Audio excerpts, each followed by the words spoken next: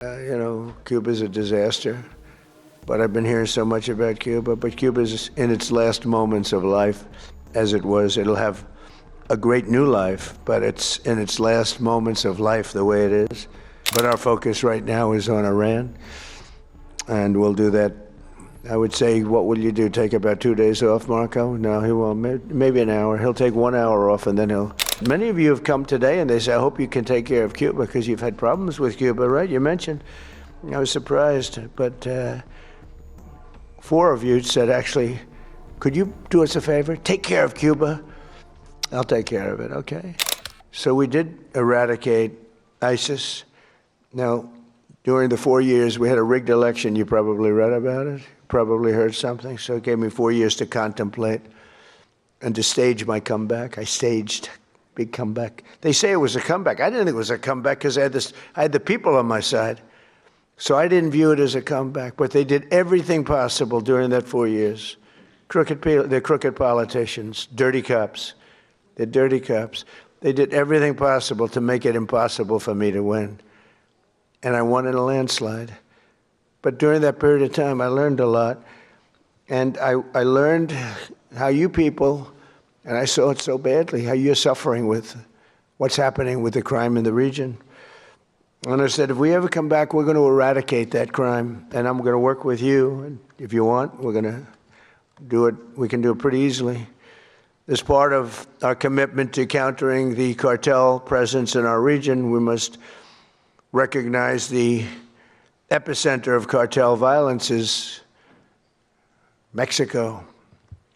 The Mexican cartels are fueling and orchestrating much of the bloodshed and chaos in this hemisphere, and the United States government will do whatever is necessary to defend our national security and to protect the safety of the American people. No, look, it's coming through Mexico. And I like the president very much. She's a very good person. She's got a beautiful voice, a beautiful woman, but a beautiful voice. President. I said, let me eradicate the cartels. No, please, President. We have to eradicate them. We have to knock the hell out of them because they're getting worse. They're taking over that country. The cartels are running Mexico. We can't have that. Too close to us, too close to you. But everything comes in through Mexico, mostly. At the same time, all of us must recommit to ensuring that law and order within our own nations, and that includes showing zero tolerance for the gang activity, tremendous gang activity in Venezuela. That's in much better shape than it ever has been. We've developed a great relationship in Venezuela. The savages who murder and rape with impunity must be permanently removed from society. We must not allow our criminal justice systems to be corrupted so that they protect these criminals and animals at the expense of your people. And for some reason, all over the world, this is a region that has problems that other regions don't have. They have different problems, but they don't have this problem. The United States last year, we achieved the largest drop in murder rate in recorded history. We have the lowest murder rate in 125 years. Hard to believe because, I don't know, it's, we've got a lot of them out, but we allowed through the Biden policies and Obama, who was another terrible president, by the way. It was Barack Hussein Obama, terrible president. He was a divider, great divider. I call him the great divider. But they allowed a lot of people into our country that shouldn't be here, but in particular Biden, because Biden had no idea what he was doing. He had no clue. It was being run by whoever got near the auto pen was running the country. He was the auto pen president, and frankly, they let at least 25 million people come in to our country, some from prisons, some from mental institutions, gang members, the heads of gangs, the mentally insane. I'll tell you, people came in from mental institutions and insane asylums, and we took them. We had an open border policy. It's a policy divided and devised by idiots but they pour it into our country. So we went from the worst border in history to by far the best border. We have the best, strongest border that we've ever had. We have great people that did that job. By securing our border and cracking down on traffickers and smugglers, we've reduced the fentanyl pouring across our border by 67%. This is in our first year, you know. Give me a little more time, we'll do better. 67%, which is a number that's unthinkable. You know, they say if you could do 2%, 1%, but we got it down 67%. And we got a lot of the murderers out. We had 11,888 murderers allowed in our country with this ridiculous open border policy that these eggheads put in. But we're also working closely with you on ending human smuggling and the implementing of the safe third country agreements, which are very important. In January, America's armed forces also ended the reign of one of the biggest cartel kingpins of all, with the Operation Absolute Resolve to bring outlaw dictator Nicolas Maduro to justice in a precision raid that nobody's ever seen anything like it. This was in a very powerful military base, fort. And they went in and they took him out and they got him out, and people couldn't believe it. They couldn't believe it. We went right into the heart and took him out. And it was nasty. It was about 18 minutes of pure violence. And we took him out. We lost nobody. Not one person was lost. Not one aircraft or no military equipment, zero. People have never seen anything like it. And you're talking about into a military base with a lot of soldiers, good soldiers. Since that operation, we've been working closely with the new president of Venezuela, Delcy Rodriguez, who's doing a great job working with us.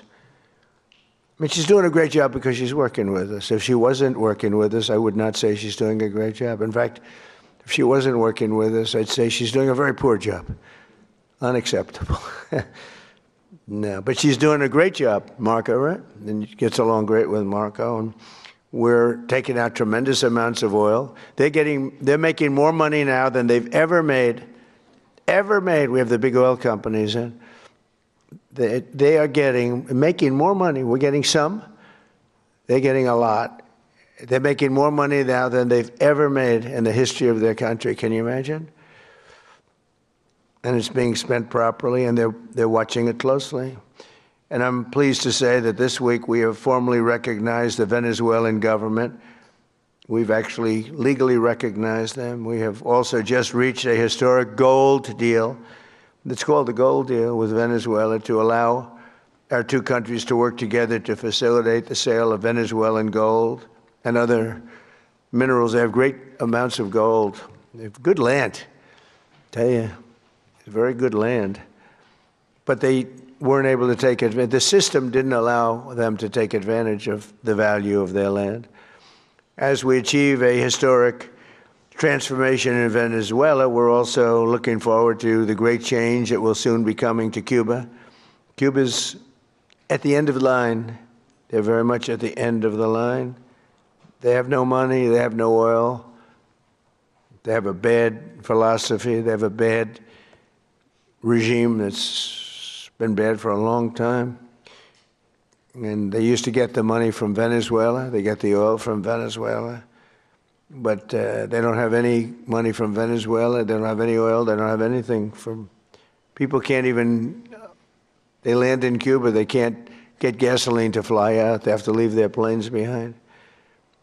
And they want to negotiate, and they are negotiating with Marco and myself and some others. And I would think a deal would be made very easily with Cuba. But for 50 years I've been hearing, as a little boy, I'd be hearing about Cuba. You know, Cuba's a disaster. But I've been hearing so much about Cuba. But Cuba's in its last moments of life, as it was. It'll have a great new life, but it's in its last moments of life the way it is. And but our focus right now is on Iran, and we'll do that. I would say, what will you do? Take about 2 days off, Marco? No, he won't. Maybe an hour. He'll take 1 hour off, and then he'll finish up a deal on Cuba. That'll be an easy one. but it'll be the entire region that we're doing that. Many of you have come today and they say, I hope you can take care of Cuba because you've had problems with Cuba, right? You mentioned, I was surprised, but 4 of you said, actually, could you do us a favor? Take care of Cuba. I'll take care of it, okay?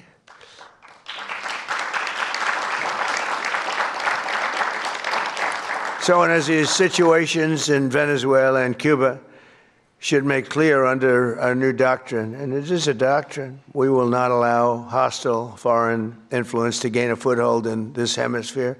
That includes the Panama Canal, which we talked about. We're not going to allow it. And together we'll protect our sovereignty, our security, and our cherished freedom and independence. And just in finishing up, the nations gathered here today are filled with unlimited potential. You have tremendous potential.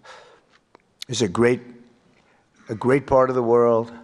But to fulfill that tremendous potential, we must smash the grip of the cartels and criminal gangs and horrible organizations run by, in some cases, absolute animals, and truly liberate our people.